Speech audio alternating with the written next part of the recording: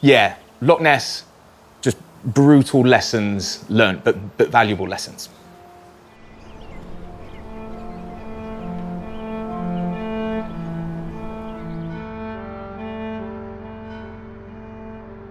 I love the saying that a lot of people are like, when you get knocked down, get straight back up.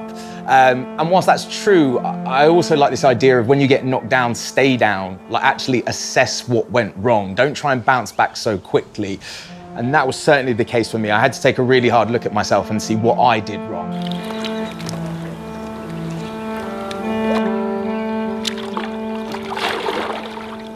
Yeah, I think we all need inspiration at times, and Ross is one of those inspirational guys, and I think the ability to get up every morning and go, right, today I'm going to go and do a 30k swim.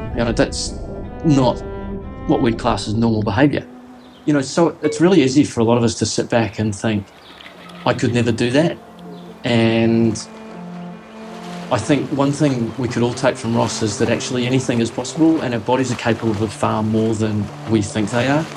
He never set out to swim around the country, but he loved swimming, and then he took that to another level and another level, and he just kept doing more and more.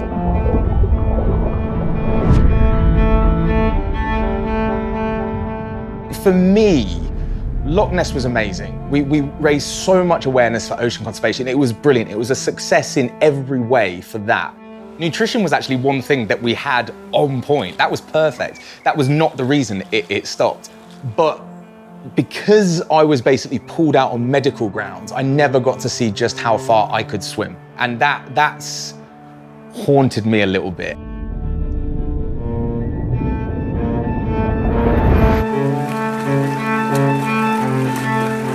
If I'm to truly attempt another big swim, I just basically have to get in and just put in those just honest, raw miles, as I call it, because as I discovered in Loch Ness, sometimes if you haven't done the necessary work, then you will be found out. And yeah, I don't want to attempt another swim and be caught with my pants down, proverbially speaking.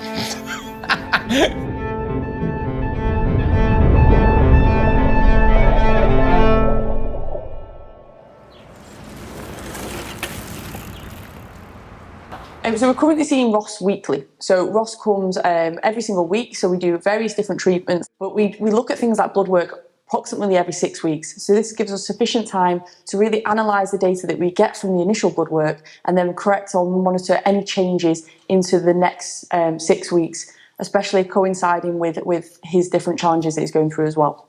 Am I right? Can you see beads on my hand? Ross is very unique. So he's almost a phenomenon. So when you look at Ross and the amount of training he does and how quickly he recovers, we at the blood lab and in almost even in a medical setting, there's not really anybody that mirrors the same kind of recovery that Ross can generate.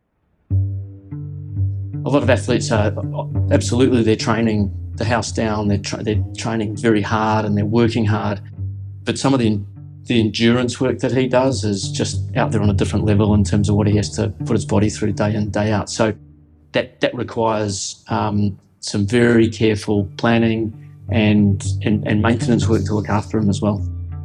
We've just got to take that up a notch for Ross, and you're very conscious that every little thing has to be right, and you've got to get things across the board at a certain level so that he can do what he wants to do.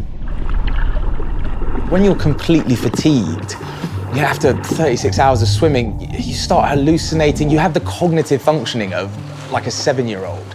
So I'm not going to be able to start saying, oh, can I have sodium, potassium? I think I'm depleted of muscle. Like, this isn't going to come out of my mouth.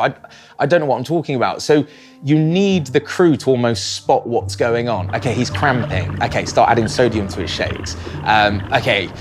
He can't stomach any more carbohydrates. We're forcing so much in terms of muscle glycogen. Could we look at MCTs, medium chain triglycerides? So it's having a plan, but then adapting to whatever happens during the swim as well. And that, the sort of responsibility comes down to it's a group responsibility. Everybody has to sort of adopt that.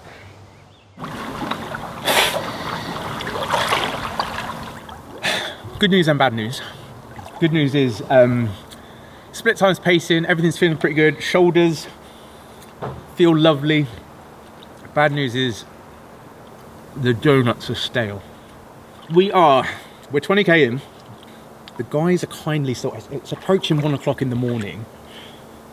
Finish off, sprints, kill off my shoulders, finish the donuts, smash some protein, and then repeat it again tomorrow is the theory. That is the strength and conditioning rationale. The worry, if anything, is now getting the planning and the preparation correct.